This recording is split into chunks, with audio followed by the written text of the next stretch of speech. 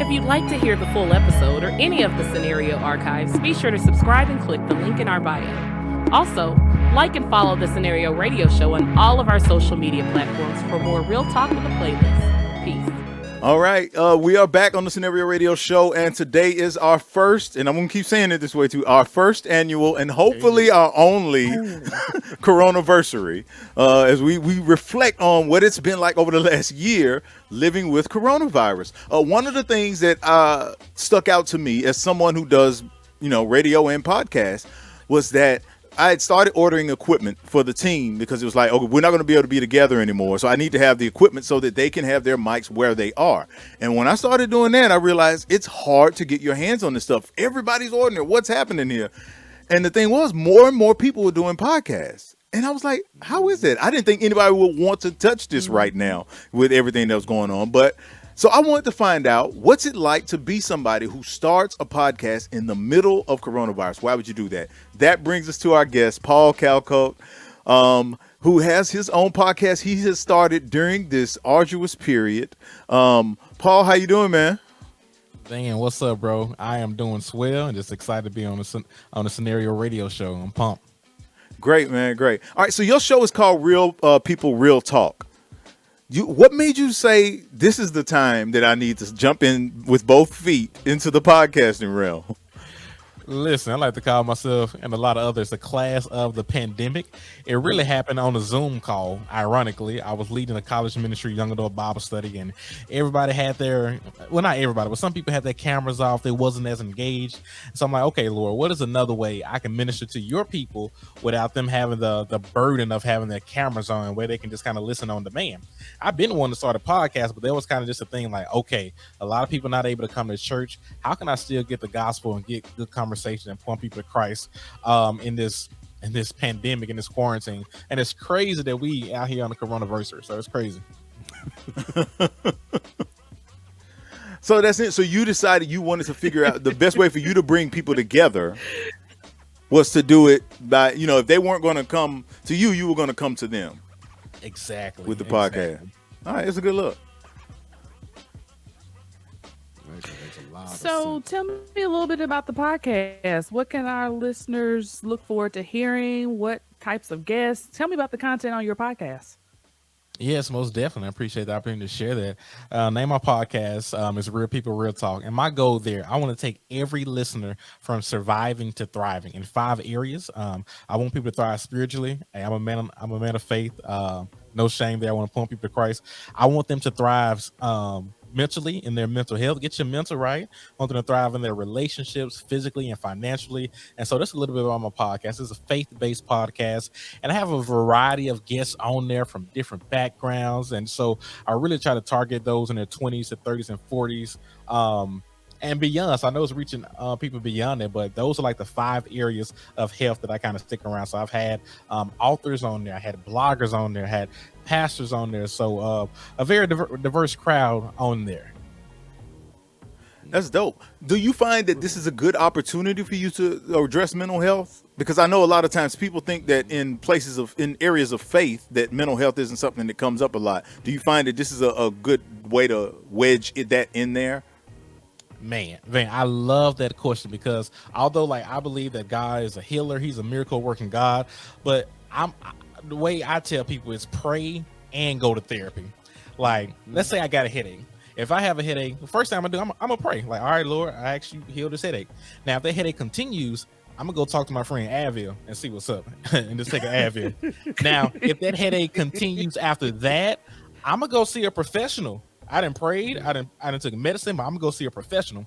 So the same way that God blesses us with doctors and with dentists and with nurses and surgeons and everywhere in between, he also blesses us with therapists. He blesses us with counselors. And so sometimes in the church, it could be hush hush, or we can, demonize people. But if somebody's struggling mentally or emotionally, it doesn't mean you don't have a lot of faith. That means you're human, just like the rest of us. So that is something I'm very passionate about talking. No, that was a really good question. Golly, man. Good questions, brother. So well read. You know what though? And especially with it being a faith-based podcast, have you, or I guess with you still being new in it, have you found that balance yet? Because I know for a fact the first time people start hearing something being faith-based, they want to turn it off. Nah, I ain't trying to do all this churchy stuff. Have you had to balance that yet with trying to get new listeners? Just to, hey, this is what we're doing. Oh, and by the way, or are you strictly letting people know up front, like, well, this is faith-based? When you come in, you're going to get a word. Or have you seen any trouble with that yet? Because I know people sometimes get kind of iffy and think you're just going to be preaching to them all the time. Man, y'all coming in with the heat with these excellent questions. So that is really the reason why I didn't name it a churchy answer, like following Jesus or in the church. I said real people, real talk. And so I let people know, like, it's faith-based. I'm gonna point you to Jesus, but I'm not on my podcast. I'm not beating you over the head with the Bible. Yes, I'm quoting scriptures, but I'm not Bible thumping you. It's not a sermon every single time. And so faith is interwoven throughout every episode, but at the same time, it's in a real and a raw way. Like, I want to show people kind of like behind the scenes in the church. Like, as a pastor, I go see, as you said about mental health, I see a person every single week, but not every single month, because I believe in sharing everything with my wife, of course, but some of the stuff that, I go through and just the burden at work, I want to share that with a professional and not put everything on my wife. So I feel like that mental health and going to see a person kind of helps out my relationship as well. But specifically to your question, yeah, man, I try my best to give people real practical stuff at the same time pointing them to Christ. So that's why it's called Real People, Real Talk, and not Christianity Today or something like that. The podcast the Lord wants you to listen to, or something like that. Christians and coronavirus. All right. The Lord's favorite podcast right here. What you mean? Every day with Jesus. Come on through. Christ-centered conversation. It's like, because sometimes the church can get the bad rap, and for various reasons. So yeah, that's why it's that. Yeah, it reminds me of something Quincy Jones said one time about when he recorded, is that he always made space for God to enter the room. And sometimes what we do is that we become so heavy-handed about making sure that God enters the room through what we've got to say, that we don't leave any space for God to actually enter the room. So yeah, I get what you're saying. It's cool that that's the approach that you're taking.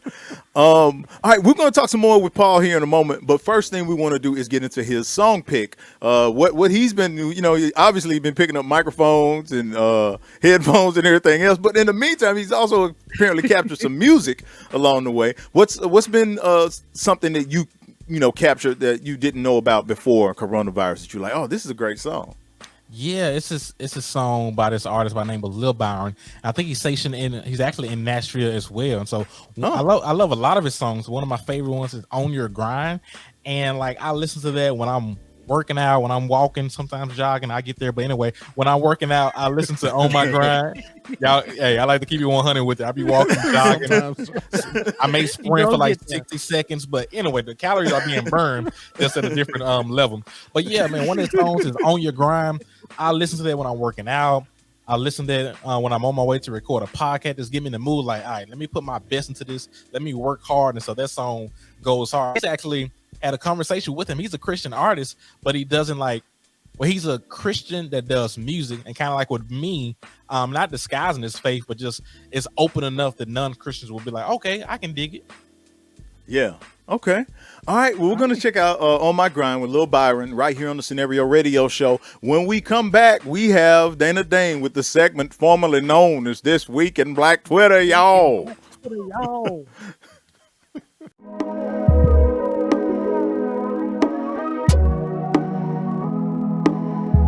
This is the Scenario Radio Show. Real talk with a playlist.